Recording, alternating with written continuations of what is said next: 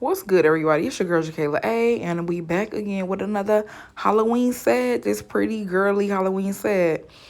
So we did this on one of my newer clients. This is her second time coming to me. She loved her birthday nail, so she had to run it back. I laid down my 9C curved tips, square, favorite shape, favorite tips. So I was already excited for the application laying. And then just had to cut them even. I do believe this is my medium long. I believe it, or is this the long? She was on a little on the longer side than what she got the first time, so I think this was the long. I had to make a glow-in-the-dark pink base for her, though, because we did have a picture that we followed. I wish I knew who the person was to credit them, but I just grabbed some random pinks. Cannot even tell you where they came from. You could pause the video and look, though. And I had my white glow-in-the-dark powder. It glows blue, but it shows up white in the powder form.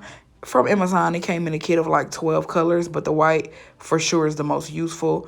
We'll have to go back and buy some white. Always put clear when I'm mixing, just so that it's a smoother transition. I started off stirring, but eventually I had to shake that baby up for like a good 15 minutes. You got to shake it good. Like, I'm exaggerating. It wasn't really 15 minutes, but you got to shake it good. I'm going to say I sat here and shook this for like 2 minutes, maybe 3. So you got to shake it up real good. I'm using my Swipe as a dehydrator. It's just in an old polished bottle, but it's literally Swipe just from Young Nails. My primer, is not from Young Nails, but the packaging is the Protein Bond bottle. The primer, though, is the No Lift one-step primer, and you can get No Lift off of Amazon. I get it locally at my nail supply store. My monomer is always Young Nails. Been using it all year and last year. Gave up that Glam and Glitz. This is the lowest odor, but still amazing performance monomer to me. I'm using a size 12 brush as always. And my color is that custom color, so it's going on pretty wet. I had to tweak my ratio.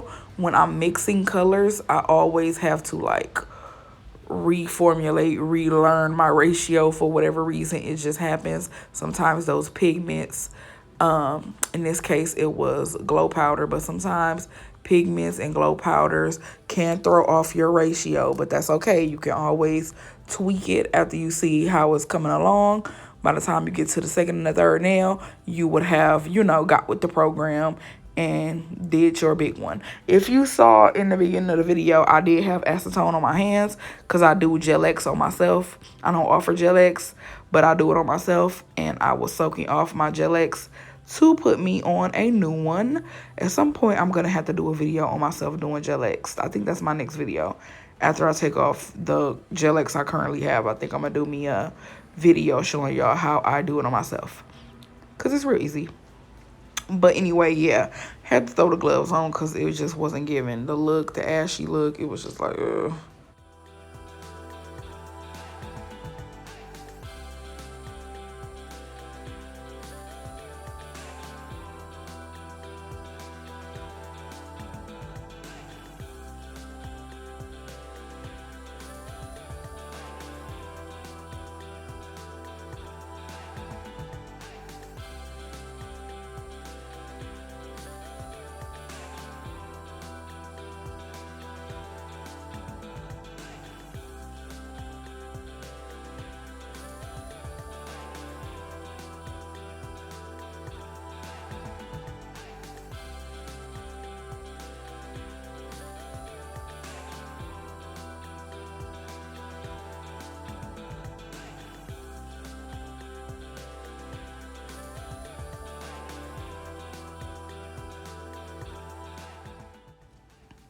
'80 grit on the file as always, gives a clean shape.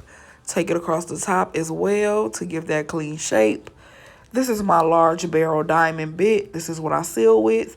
I don't use carbide because I wasn't trained in using carbide. I use this and it works perfect. And then just a quick buff. And now we're on to the design.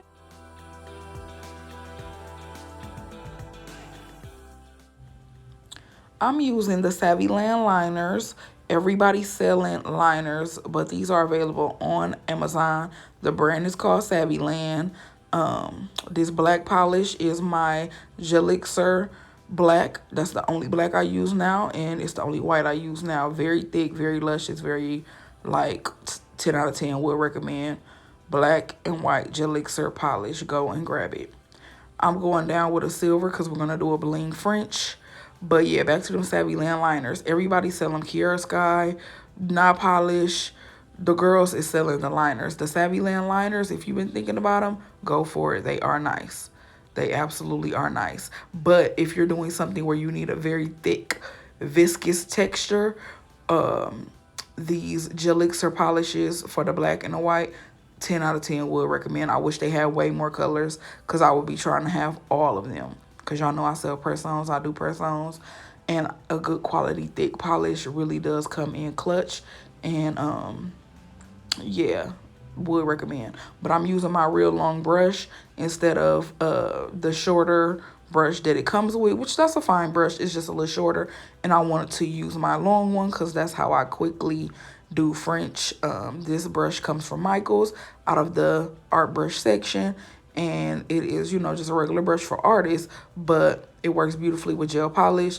And it's a little on the pricey side, but that's okay because well worth the money to the point that I would even buy another one. I just got to actually make it to Michael's because I don't want to ever not have this brush. I do believe it's a 25 mm, which the typical liner brushes that I see are 18 and 20. So this is like, it's just so long, and it just makes doing French and V-cut so clean and so easy and so quick. So Michael's, the brush is not pink. I painted it pink. And then, I mean, it's not, yeah, it's not pink. I painted it pink, and then I painted top coat on it because it was getting messed up. That's a little hack. If your brushes are getting messed up from acetone, you could top coat them or gel polish them. But the brush is red. So if you go looking for the brush, it's red. And so, yeah, I had to get my French done real quick, real fast. Yes, it's sped up, so it's not really that quick and that fast, but it makes it way easier than if I was just going in with a little short brush.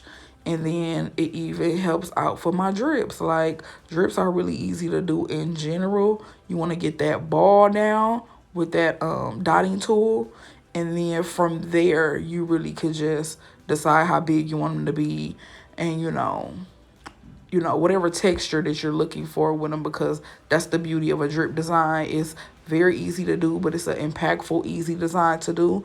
And the more messy and the more just like ooey gooey that it look, you know, pardon for lack of a better word, but if you really, really want it to look kind of like random and kind of like it's actually water or actually slime coming down the nail, especially in something like this, like a Halloween set, the more imperfect is actually the more perfect it looks, if that makes any sense.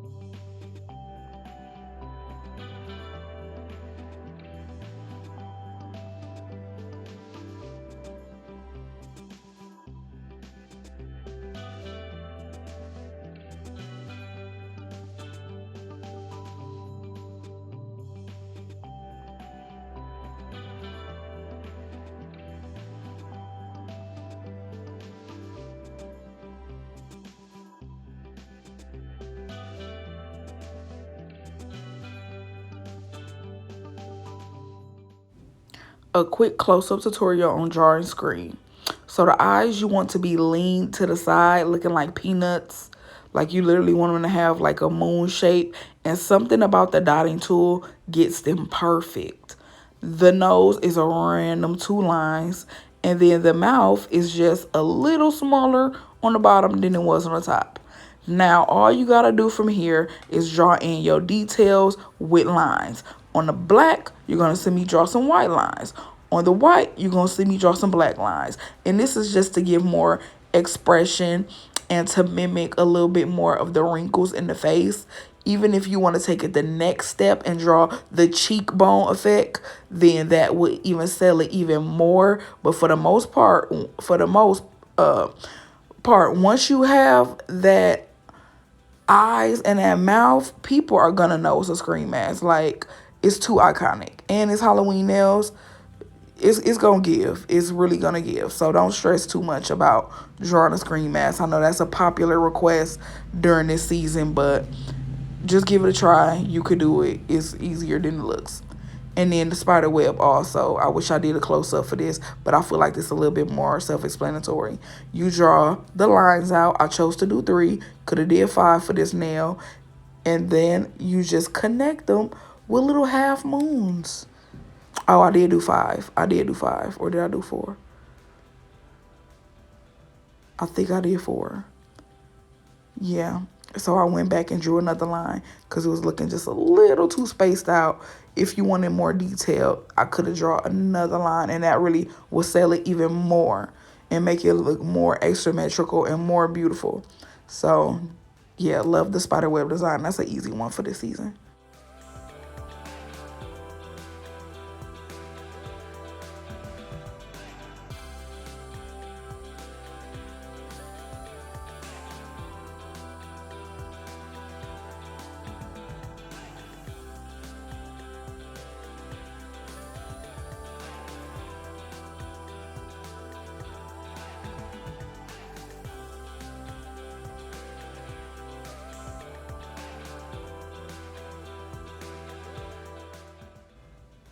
In every video description section, there's a whole list of everything that I love. And this glue is in there. This glue is from DAP. It's the rapid fast drying glue.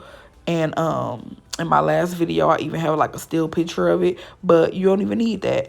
It's literally linked down below.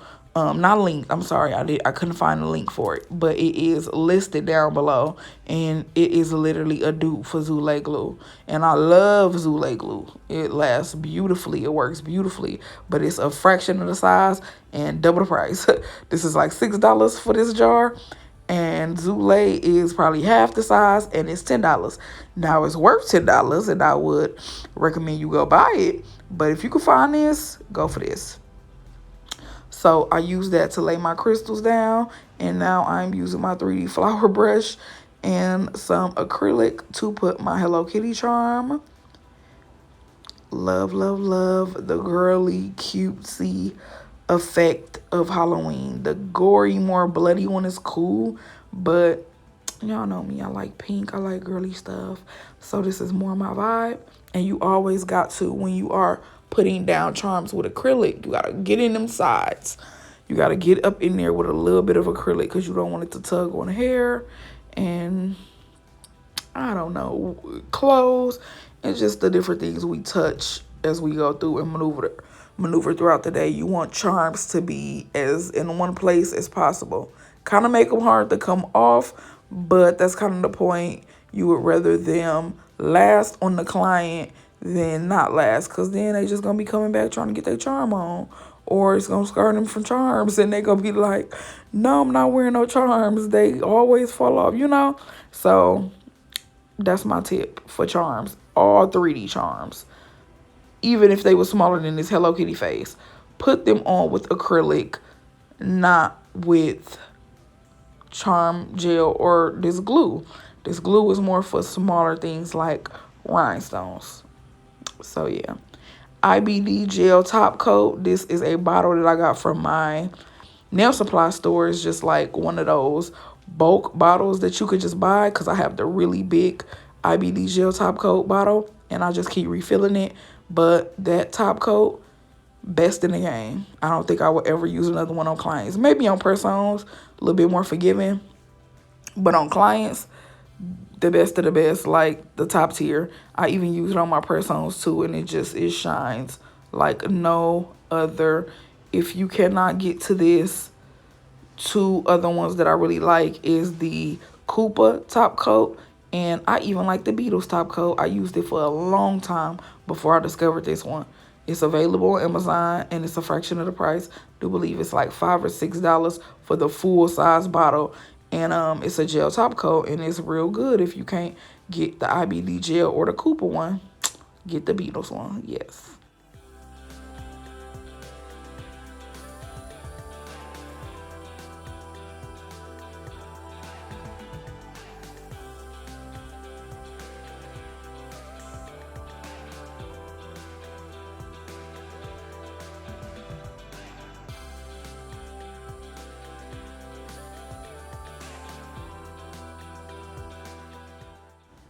So yes, that's the finished look. It didn't take long. I cut out most of the filing and all the work on the other hand because it was identical. Here's the set.